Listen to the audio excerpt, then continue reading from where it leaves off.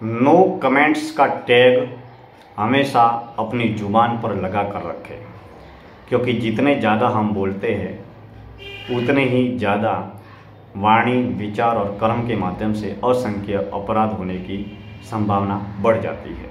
हमेशा मौन रहे, अधिकतम समय अंतर्मुखी, आत्म केंद्रित और अपनी आत्मा पर केंद्रित रहकर अपने जीवन को आगे बढ़ाए।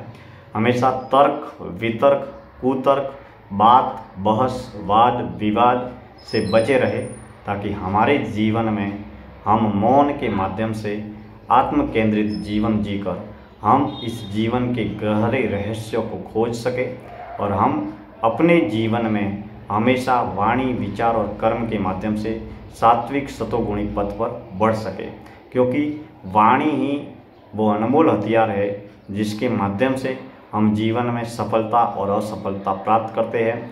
जो व्यक्ति जितना ज़्यादा बोलता है वह हमेशा तर्क, वितर्क, कुतर्क, बात, बहस में ही अपने जीवन का अनमोल समय, ऊर्जा शक्ति को खर्च करता है, नष्ट करता है। और ऐसी स्थिति और परिस्थिति में हमेशा हम अपने जीवन को खोज नहीं पाते।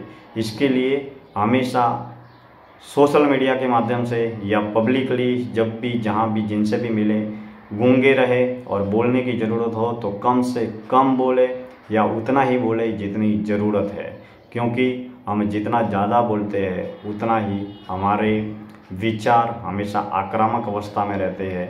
वही हम वाणी के मौन को तो प्राप्त कर लेते हैं, लेकिन विचारों को मौन प्राप्त करने में बहुत बड़ी गहरी साधना या तप करना पड़ता है।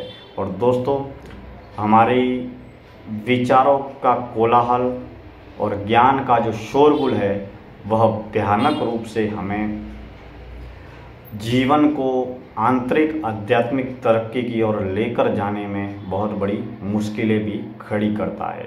इसके लिए जितना हम मौन रहते हैं उतना ही हम अपने जीवन को जान पाते हैं, पहचान पाते हैं, समझ पाते हैं। और जीवन में बोलते वक्त सजगता के साथ में हमेशा 100 बार चिंतन और मंथन करके सोचना चाहिए कि हम जो बोल रहे हैं, हम जो सोच रहे हैं, वो हम जो कर रहे हैं, वो हमारे जीवन को और सामने वाले व्यक्ति को किस तरीके से प्रभावित करेगा। इसके लिए गैर जरूरी कार्यों से, गैर जरूरी व्यक्तियों से और गैर जरूरी क्रियाकलापों से बचने के लिए हमेशा नो कमेंट्स का टैग अपनी जुबान पर लगा कर रखना चाहिए।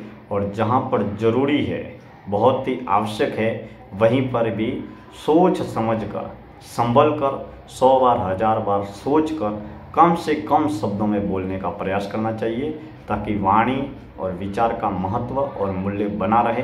क्योंकि हमारी वाणी हमको प्रभावित करेगी, हमारा जीवन हमको प्रभावित करेगा, हमारा कर्म हमको प्रभावित करेगा। इसके लिए हमें हमारी जो ईश्वर का दिया हुआ अनमोल उपहार है वो है वाणी और शब्द। इसका इस्तेमाल सदैव सकारात्मक सात्विकता के लिए करना चाहिए। धन्यवाद।